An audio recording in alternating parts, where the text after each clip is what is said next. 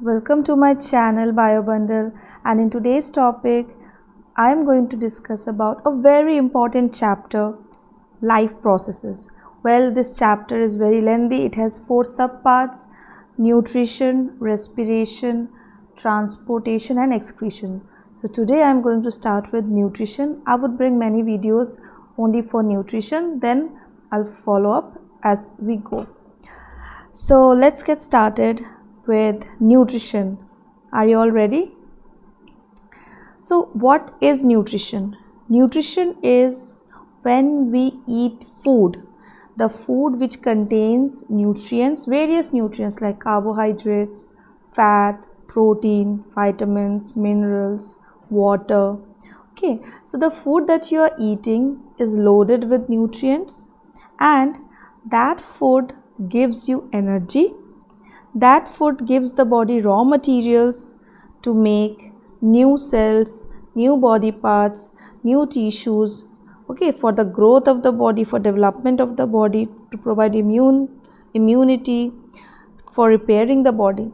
So this entire process of obtaining nutrients and using them and utilizing them for various purposes is called nutrition.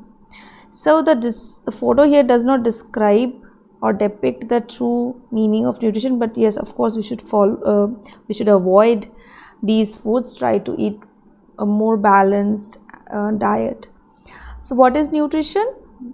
When you eat food and utilize it to make your body grow, develop, provide immunity and repair, regenerate old worn out tissues.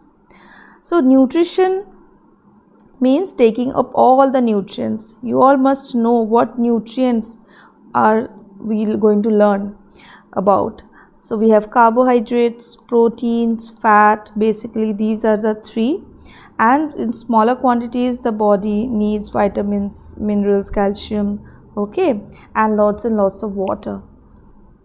So the nutrition is divided into 2 main categories. Modes of nutrition: we have autotrophic and heterotrophic. Autotrophic means the organism can make their own food. It's not like you going to the kitchen and make your 2-minute ka Maggi. No. Making your own food refers to when the cell or the organism can combine some raw materials, inorganic raw materials like carbon dioxide or water or any other inorganic raw material, and using light or any other source of energy can convert it into something organic, something which can be utilized by the body for energy. So you making Maggi or anyone making food on the gas, that is cooking, that is not synthesizing your food. Okay, so autotrophic nutrition, auto means self and trophic has come from trophos, so those organisms that can make their own food. And in NCERT you will be taught only about one type, which is photoautotrophic. That means the plants, they use light to make their food.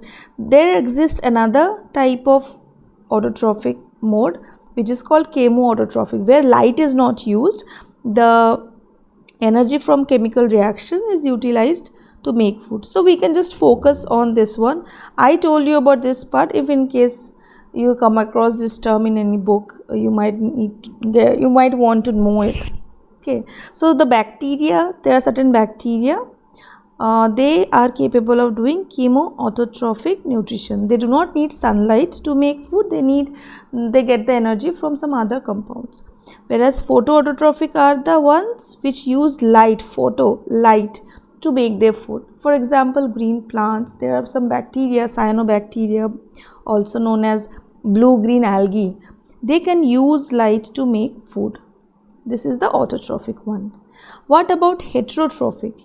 Heterotrophic mode of nutrition refers to those organisms which cannot synthesize their own food. Rather, they depend on other organisms to provide them the food. And we will be learning about 3 major types. Number 1, saprotrophic. Number 2, parasitic. Number 3, holozoic. We would learn about the mechanism.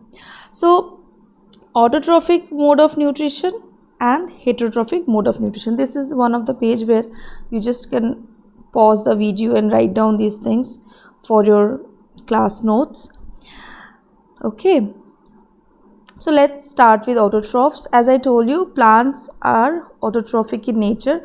I have the next video on nutrition in plants, where you will be learning about the detailed process of how photosynthesis occurs. In this video, I'll just be telling you about what is photosynthesis. So in your lower classes, you all have read what photosynthesis is. Photo means light, synthesis is to prepare. So what is a plant preparing here? It is preparing organic food, simply put glucose, from which ingredients? Water and carbon dioxide. And for that you need a source of energy. That source of energy is sunlight.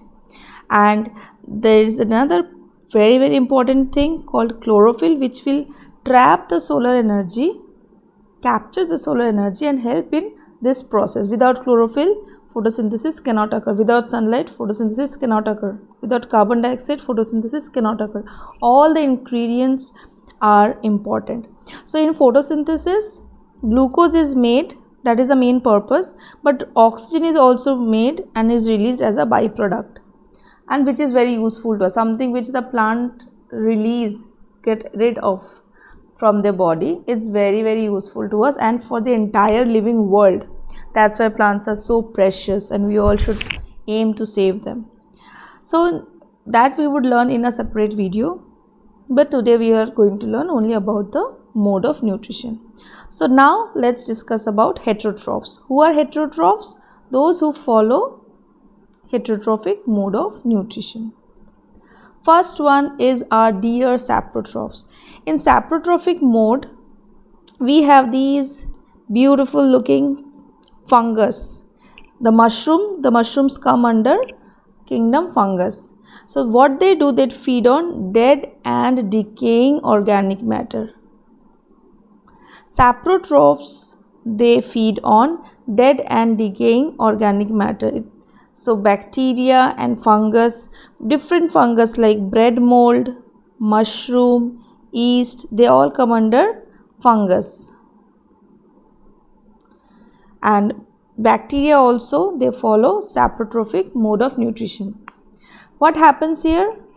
Here some digestive juices are released on the dead organism. It could be a fallen leaf, it could be a dead animal, a dead plant part. Okay, so the digestive juices will be released by the saprotroph, and those juices would break down the food into simple form.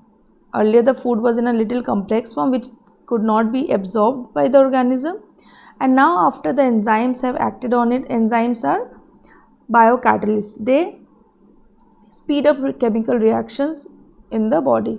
So without the enzymes, digestion wouldn't occur. So the digestive enzymes are released on the dead and decaying organic matter, and it breaks it down into simple forms outside the body of the saprophytes. And now when the food is broken into simple forms, the saprophytes can easily absorb it into their body. So what is happening here in the saprophytic mode? The food is already digested outside their body, and that's why it is called extracellular digestion. You're doing the entire thing outside your body and you're simply just taking in the simple organic form, simple soluble products.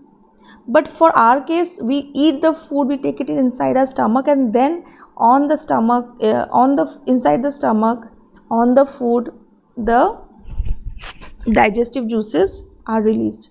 But it's different for saprophytic mode. Okay, and the examples, fungi and bacteria.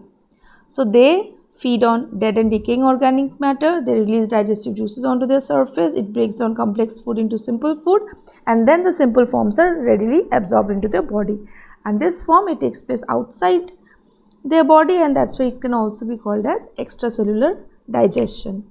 So all these bread mold that grows on rotten food, yeast, mushroom, bacteria, they all are examples of saprotrophs. The second category that comes under heterotrophs is parasites. Parasites are also heterotrophs. They are very lazy. They also want ready-made food. So worms found in the human body or animal's body, okay, different tapeworm, roundworm, they all are parasites. Head lice is also a parasite. Leech is also a parasite. So a parasite is an organism which depends on another living organism, and that living organism is called a host. So a parasite can either live inside the host body or outside the host body. Okay, but what it does is it harms the host because it is taking away the nutrients from the host, but it would not kill it. You may have head lice, but it won't kill you. It may take away the blood and may derive the nutrition from you, but it may not kill. So what is a parasite? A parasite is an organism which feeds on another living organism called host without killing it, but it harms the host. And there could be two types of parasite, one that lives on the surface of the host, on the body surface, and another one which lives inside the host body. So ectoparasite and endoparasite. You may not write these names, not important, but you must know that parasite could be both inside and outside. What are the ones which are found on the body surface, like lice, leech, ticks? On those which lives inside, they are the worms. So difference between saprophytic and parasitic is, in saprophytic the food was obtained from dead organic matter by the digestive enzymes that were released onto the surface and then taking up the nutrients. Here the food is obtained from a living organism called host, and the host is also harmed, and here also the nutrients are being sucked in by the parasite. Examples I have told you. A very common example for plant parasite is Cuscuta, also known as Amarbill. The next type is very important, is called holozoic mode of nutrition. Holozoic comes under heterotroph. We are discussing the heterotrophs. Now amoeba, paramecium, insectivorous plants, human beings, higher animals, we all fall under this common category called the holozoic mode. What happens here?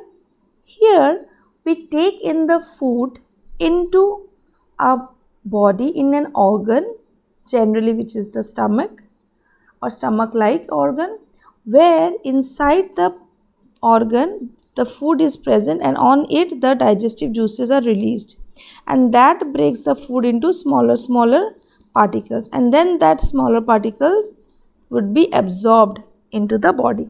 So we do the digestion inside our body. Okay, when a lion is taking a meat, it is taking the food inside its body and then breaking it down. So that is known as the holozoic mode, and this mode is found also in the amoeba and in paramecium. How they take up the food, how holozoic mode of nutrition happens, that I will teach in the next video, where we would learn about the stages of holozoic mode of nutrition. So even though amoeba is a single-celled organism, it takes in food. Paramecium also takes in food. Insectivorous plants, they take in the food, it enters into the pitcher, and there the digestive juices are released onto that food, and then it breaks it down and absorbs it. Okay, so they also take in the food, insectivorous plants. So that's all. Keep following, and thank you so much for watching.